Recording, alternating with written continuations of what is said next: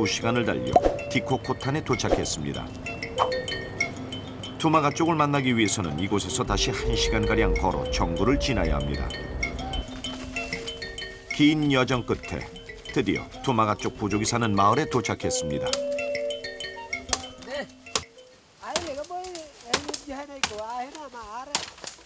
이들이 바로 투마가 쪽. 필리핀 최초의 토착민이라 불리는 검은 피부의 원시부족입니다. 이곳 디코코탄에는 13명의 투마가 쪽이 살고 있는데요.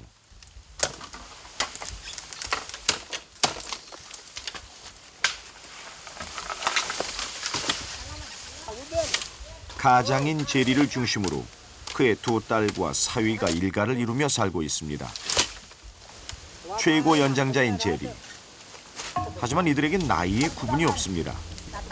살아온 경험을 나누고 생존을 위해 자연에서 해야 할 일의 역할 분담만 있을 뿐이죠.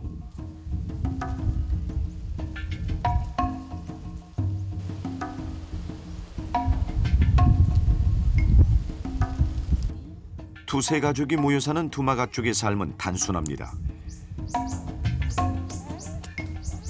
최소한의 의식주만을 자연에서 구하며 살기 때문이죠.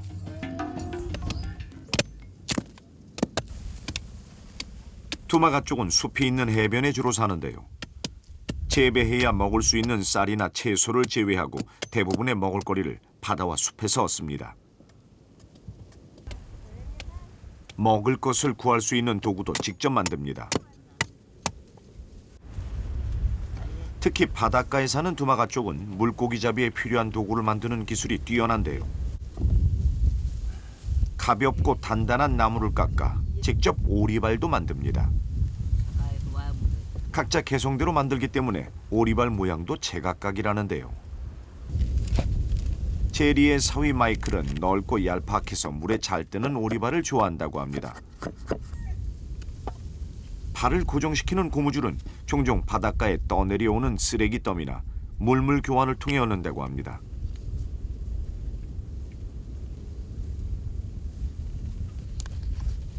맨발로 사는 투마가 쪽이 유일하게 발에 꿰는 것이 오리발인데요. 땅보다 바다가 익숙한 이들에겐 오리발이 일종의 신발인 셈이죠.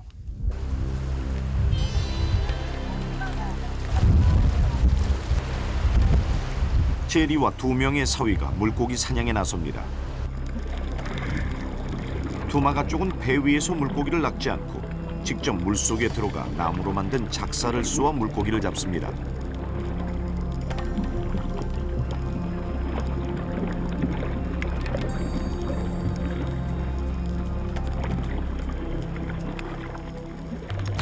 물고기잡이 도구를 한번 제대로 살펴볼까요? 좁고 긴 바위 틈도 겨냥할 수 있는 2m에 가까운 긴 작살과 걸쇠. 목표물을 정확히 맞출 수 있도록 방화쇠를 갖춘 작살 끝에는 물고기가 물면 빠지지 않도록 가시처럼 만든 작은 갈고리도 달았습니다. 하지만 투마가 쪽이 물고기 사냥꾼으로 불리는 건 정교하게 만들어진 작살 때문이 아닙니다. 마치 물고기처럼 수심 20m의 깊은 물속까지 맨몸으로 잠수를 할 수 있고 물속에서 4, 5분을 거뜬히 견딜 수 있는 능력 덕분입니다. 한 투마갓이 쏜 작살이 물고기를 관통했습니다. 일단 목표물이 정해지면 실수하는 법이 없죠. 백발백중 노련한 물고기 사냥꾼이지만 5분 안에 고기를 잡아야 하기 때문에 바닷속을 훤히 알고 있어야 합니다. 일반인들보다 표활량이 10배 이상 크지만 5분이 넘어가면 위험할 수 있거든요. 투마갓이 물고기를 주로 찾는 곳은 산호초 밑이나 큰 바위 틈입니다. Sumber kami gue namawen selan para umadian hidin ko asan dun madalim orang mabetek mudan. 물고기를 확인하면 망설임 없이 방화쇠를 당깁니다. 그리고 어김없이 작살에 걸려 나오는 물고기.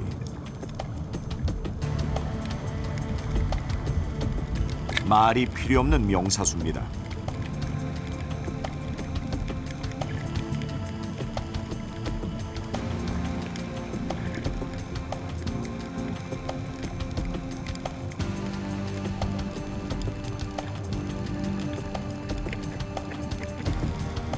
여기에 또 하나의 특별한 능력도 지니고 있습니다.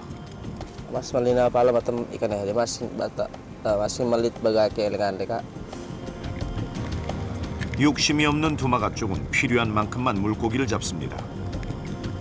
하지만 두세 가족이 모두 먹어야 하기 때문에 한 명이 4-5마리를 잡는 경우가 많죠. 그래서 물고기를 잡는 즉시 입으로 깨물어 기절시킨 후 움직이지 않도록 작살에 고정시켜 꽂아 놓습니다. 바닷속에서 오리발은 아주 유용합니다. 오리발 덕분에 쭉쭉 뻗어나가는데요. 그런데 왜 한쪽 발에만 오리발을 신는 걸까요? 이사벨라 바다에는 암초나 바위가 많기 때문에 땅을 짚고 발돋움을 하기 위해서는 한쪽 발이 맨발인 게 편하다고 합니다.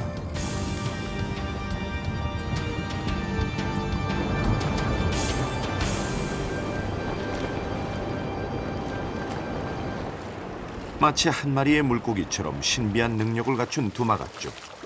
이들의 정체는 무엇일까요? 두마가쪽은 수만 년 전 아프리카와 인도 등 내륙에서 루손섬 이사벨라로 옮겨온 필리핀 최초의 토착민으로 알려져 있습니다. 현재 47가족이 핵가족 형태로 흩어져 살고 있죠. 언뜻 봐도 두마가쪽은 여느 필리핀어와는 다른 모습입니다. 검은 피부와 안으로 돌돌 말려 들어가는 곱슬머리가 두마가쪽이 아프리카에서 유래된 부족임을 짐작케 합니다. 두꺼운 입술과 펑퍼짐한 코, 수영하기 좋게 진화된 발가락은 두마가쪽이 지닌 신체적 특징입니다. 인도인과도 닮은 두마가쪽은 균형 잡힌 몸매와 천진하고 긍정적인 성품을 지니고 있습니다. 제리 일행이 바다에서 잡은 물고기를 가지고 옵니다. 그런데 마을로 가지 않고 4명 모두 배 위에 모였습니다. 잡은 물고기를 한데 모아 나누기 위해서라고 합니다. Hati-hati po kayo sa isda na pare-parehas. Walang malaman dito, pare-parehas lang. Pero kami dahil nakahuli kami ng ganun karami. Tinuturuan kami kung malit kami pa talagang tinuturuan kami.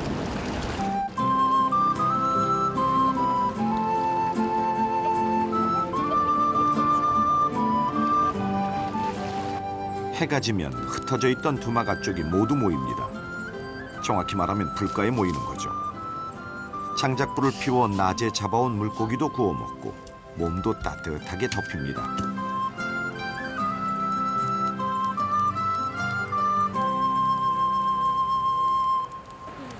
드디어 저녁 시간입니다. 제리 가족의 저녁 식사는 죽통밥이 완성되는 시간에 맞춰 결정되는데요. 2시간에 걸쳐 익힌 대나무 속 생쌀은 어느새 쫀득한 밥이 됐습니다.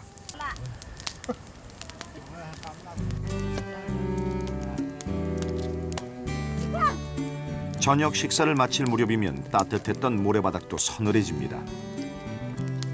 차가워진 바닷바람이 땅을 식혔기 때문이죠. 그래서 두마가 쪽은 잠자리에 들기 전에 장작불로 몸을 따뜻하게 하고 해가리개로 바람을 막는다고 합니다.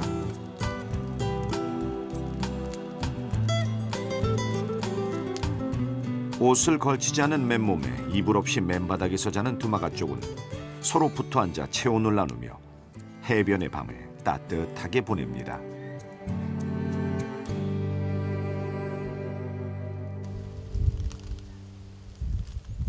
다음 날 아침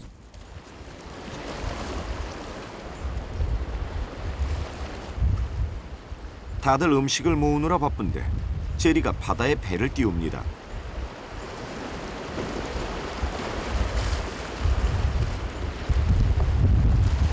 첫째 딸 부부가 배 위에 짐을 실어주고 온 가족이 나와서 배웅을 하는데요.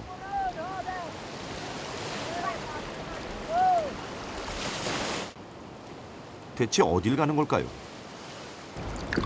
Ada po kasi sakit kaya ba po kaya di ako dilig kaya di nagdali ko dahil ako dilig kaya ba ko tatay sakit.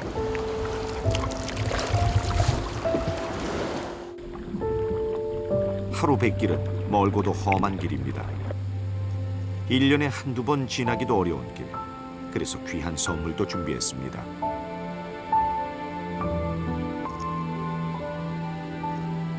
바다는 평온해 보이지만 언제 뒤집힐지 모르는 변화무쌍한 위험지대입니다.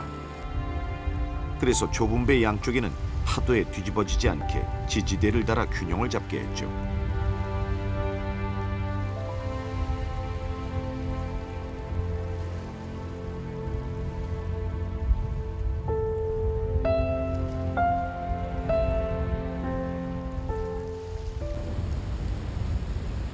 아버지가 계신 디파기단이 가까워지자 파도가 높아집니다. 하지만 베테랑인 제리 덕분에 아직 뱃속은 안전합니다.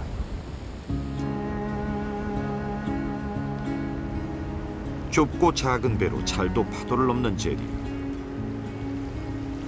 하지만 노련하게 노를 젓는데도 뱃속엔 점점 물이 차오릅니다.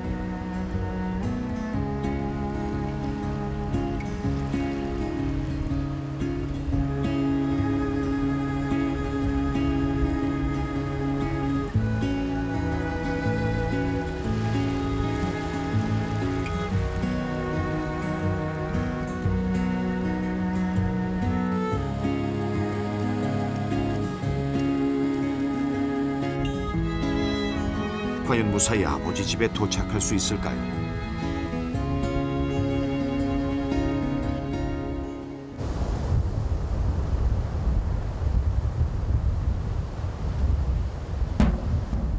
결국 파도에 배가 뒤집어지고 맙니다.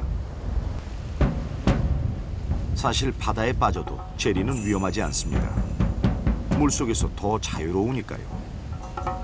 문제는 아버지께 드리려고 준비한 선물입니다. 파도에 금세 떠내려가는 채소와 쌀. 하나라도 놓치지 않으려고 제리가 파도와 사투를 벌입니다.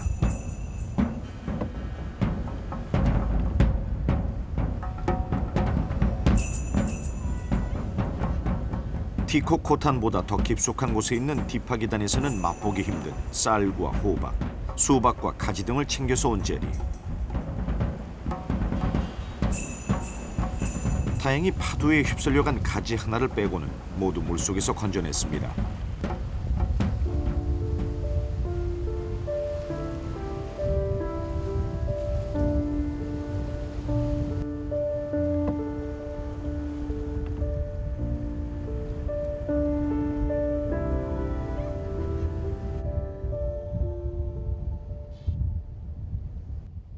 우여곡절 끝에 디파기단에 도착했습니다. 디파기단 역시 바닷가입니다. 루손섬 북동쪽 팔라난의 해변 마을이죠. 제리의 모습이 보이자 가족들이 모두 모래사장으로 나옵니다. 1년에 한두 번 보기도 힘들지만 가족은 멀리서도 알아볼 수 있나 봅니다. 마중 나온 사람들은 제리의 형구와 누이의 남편들, 아버지인 보비와 함께 살고 있는 가족이죠. 한 차례 열렬한 환영식이 끝나고 제리는 곧장 헷갈리게 움막을 향합니다. 목소리로 먼저 아버지께 인사를 드리는데요. 넉 달 전에 뵈었을 때보다 아버지가 훨씬 쇠약해진 모습입니다. 형제들을 만난 기쁨도 잠시. 아버지를 본 제리의 표정이 어두워집니다. 제리에게 작살 만드는 법을 알려주었던 강인한 손은 어느새 힘이 빠지고 뼈만 앙상하게 남아버렸습니다. 그래도 먼 길을 온 보람은 있습니다. 막내 아들을 보고 기운을 차린 아버지가 먼 길을 찾아온 아들을 걱정합니다.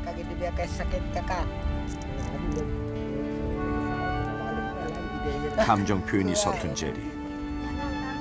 아버지의 걱정에 큰 소리는 치지만 생각보다 심각한 아버지의 병환에 마음은 점점 무거워집니다.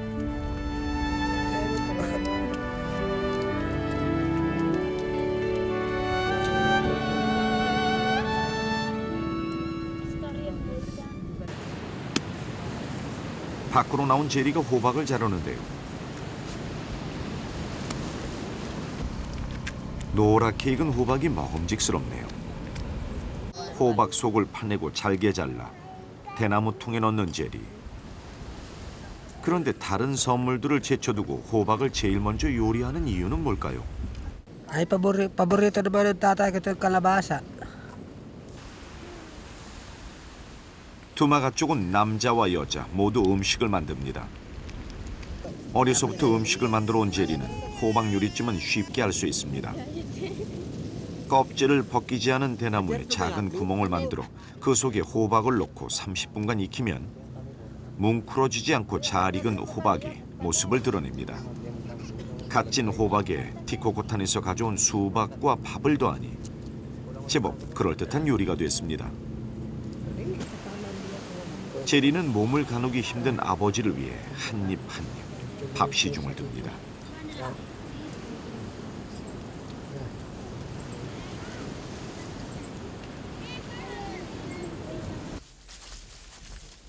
가족들이 모두 제리가 가져다준 선물을 맛보는 와중에 제리의 두 노이가 숲으로 향합니다. 뭔가 발견한 것 같은데요. 첫째 노이가 나뭇잎을 헤치고 기위드 잎을 땁니다. 박하향이 나는 기위드 잎은 씹으면 약간 떫은 맛이 나는데요. 몸을 따뜻하게 해주고 이를 튼튼하게 해줘 두마가 쪽이 즐겨 먹는 잎사귀입니다.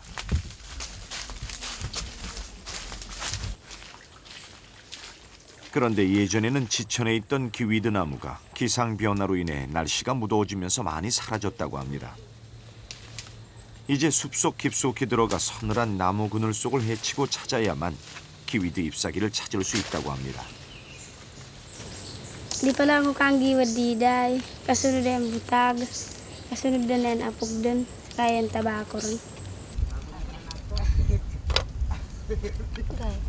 기위드 잎을 따오자마자 제리의 두 노이는 대나무를 불 위에 가지런히 놓습니다.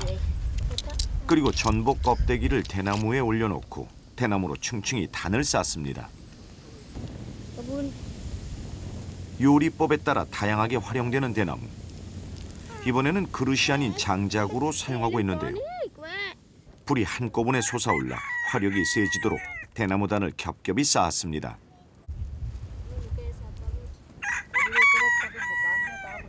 30분 정도 지나자 불이 사그러들기 시작했는데요. 그제서야 나무 꼬챙이로 전복 껍데기를 꺼냅니다. 그리곤 곧장 찬물에 담가 뜨거운 열기를 식혀낸 후 두꺼운 나무 잎사귀 사이에 넣어 으깨줍니다. 그리고 전복 가루를 잎사귀에 싸서 대나무재 사이에 넣어 1시간 정도 숙성시킵니다. 대체 이 가루는 어디에 쓰이는 걸까요? 전복 껍데기 가루가 만들어지자마자 제리가 아버지께 가져왔는데요. 가루를 배에 올려놓고 기위드 잎으로 문지르기 시작합니다.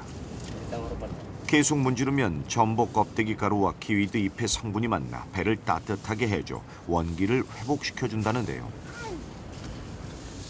두마가 쪽 사이에 대대로 내려온 민간요법이라고 합니다.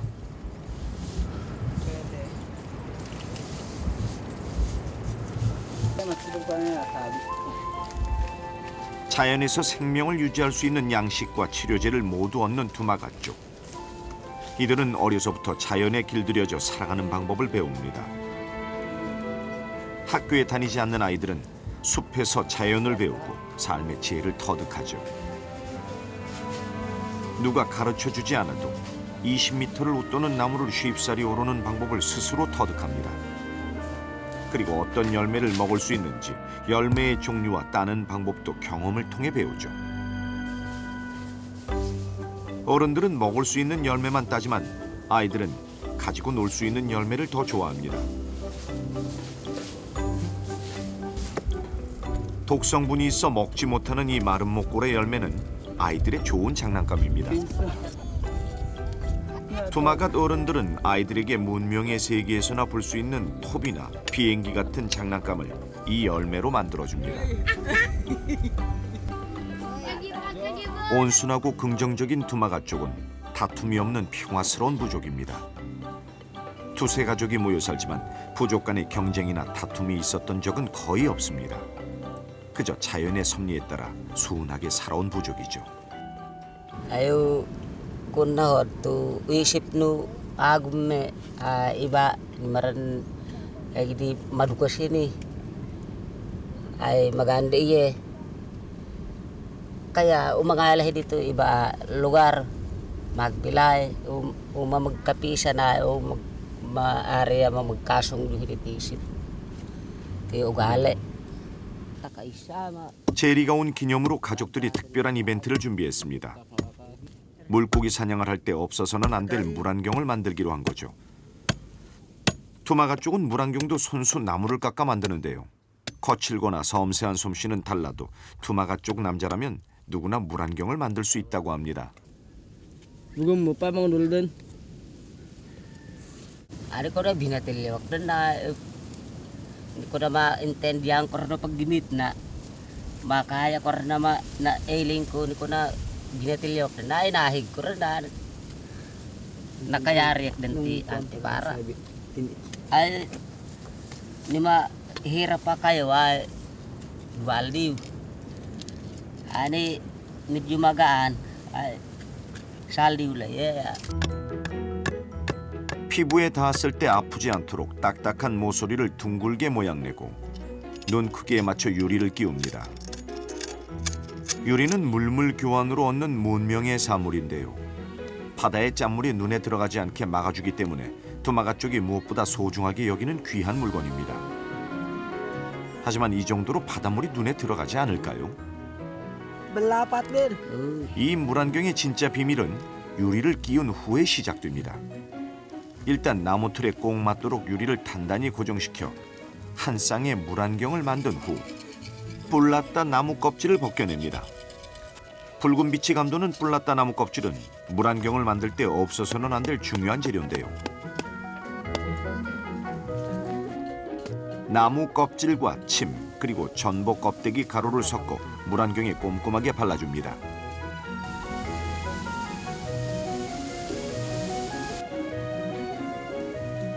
Kundi ati pare ya. Diagas. Ako hindi kadus sa kain kot apo ya. Kalau to na ingkot belum bata tapos balot ti doon. Kamadi na ay kundar apo dan. Mari din na pagmanandan na. Importante labi ni awang kami ti pangalapan ti pag lakat niya mai sar na pugdan ni kuwang iganti. 마지막으로 낚싯줄이나 고무줄로 한 쌍의 물안경을 연결시키면 두마 가쪽만의 수제 물안경이 완성됩니다.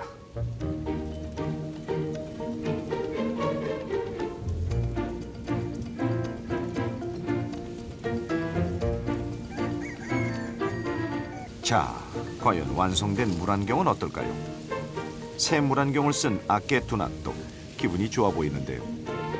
Maski nawa mo ugisa na talaga malinaw na bubuk na eh.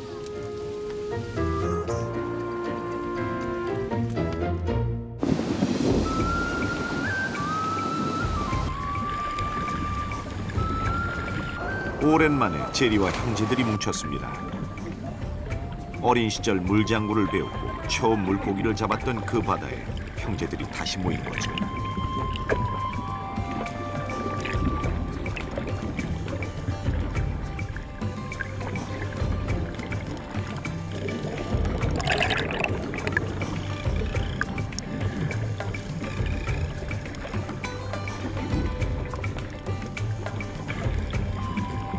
물고기와 함께 숨바꼭질을 하던 어린 형제들이 어느덧 집안의 가장이 되었지만 바다는 변함이 없습니다.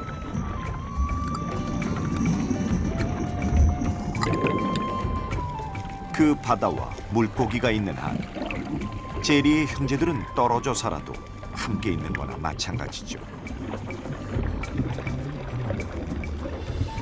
Pintu lang na kahit magtahimik ka, telo tibila mo gati katay mo. Sampai rumahili ka na to paghanap buhay di kita pilit niya mari malap di kita.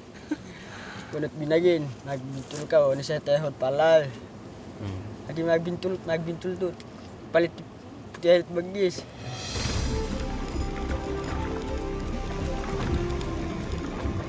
한바탕 물속에서 신나게 논 형제들이 잔뜩 고기를 잡아 물 위로 향합니다. 어느덧 저녁이 됐거든요. 모처럼 형제들이 모여 흥겹게 저녁 준비를 하는데요.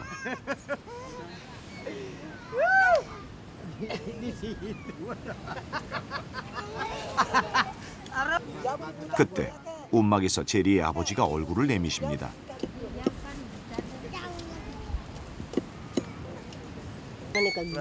제리와 마지막으로 함께할 식사에 아버지도 함께 하실 생각인가 본데요.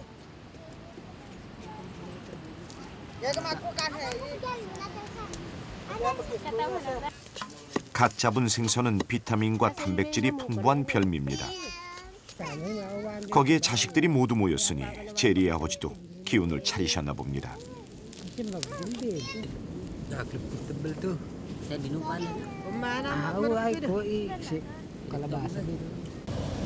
Ay masaya lagi po maskin adeyo kapag dumemet siya siyempre masaya tadi memet siya. 이별을 하루 앞둔 아버지와 아들이 바다를 앞에 두고 앉았습니다. 그리고 묵은 얘기로 마음의 추위를 녹이며 밤늦도록 얘기를 나눕니다.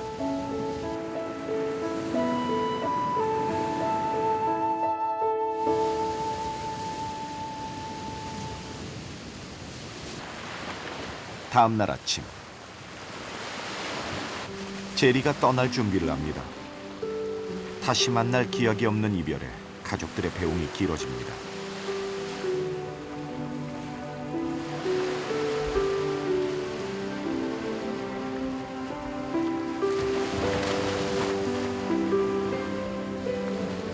아버지는 배가 있는 곳까지 함께 가는데요.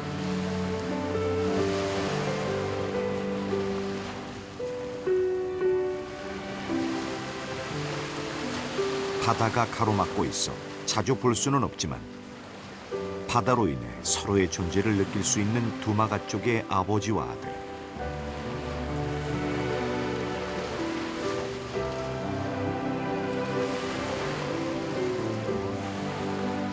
그들은 그렇게 따로 또 같이 살아갈 것입니다.